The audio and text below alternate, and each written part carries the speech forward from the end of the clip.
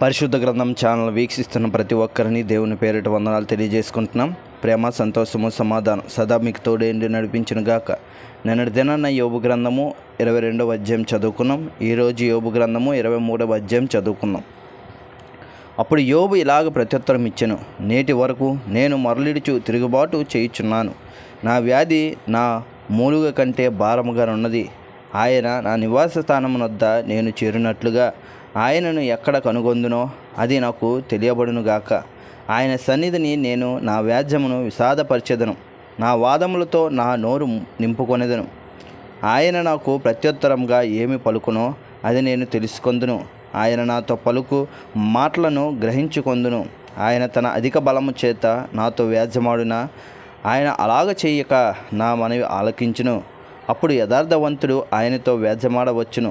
కావున నేను ఎన్నటికీ నా న్యాయాధిపతి వలన శిక్ష నందకపోదును. నేను తూర్పు దిశకు వెళ్ళినను ఆయన అచట లేడు, పడమట దిశకు వెళ్ళినను ఆయన కనబడలేదు. ఆయన పనులు జరిగించి ఉత్తర దిశకు పోయినను ఆయన నాకు కానవచ్చుట లేదు. దక్షిణ దిశకు ఆయన ముఖము త్రిప్పుకొని ఉన్నాడు, నేను ఆయనను కనుగొనలేను. నేను నడుచు మార్గము ఆయనకు తెలియను. ఆయన నన్ను శోధించి నా తర్వాత నేను సువర్ణమల్లే కనబడుదును. ఆయన నా పాదములు ఆయన అడుగుజాడలు విడవక నడిచినవి. నేను ఇటు అటు తొలగక ఆయన మార్గమును అనుసరించితిని. ఆయన పెదవుల ఆజ్ఞను నేను విడిచి తిరగలేదు. ఆయన నోటి మాటలను నా స్వభీయ అభిప్రాయము కంటే ఎక్కువగా ఎంచితిని.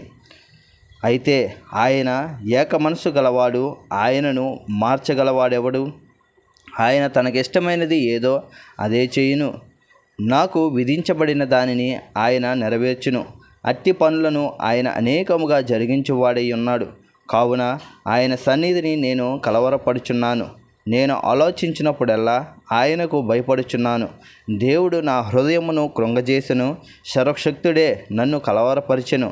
అంధకారము కమ్మియుండినను, గాఢాంధకారము నన్ను కమ్మియుండినను నేను నాశనము చేయబడి ఉండలేదు.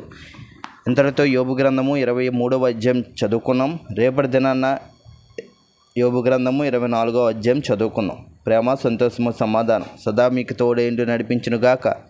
ఆమెన్.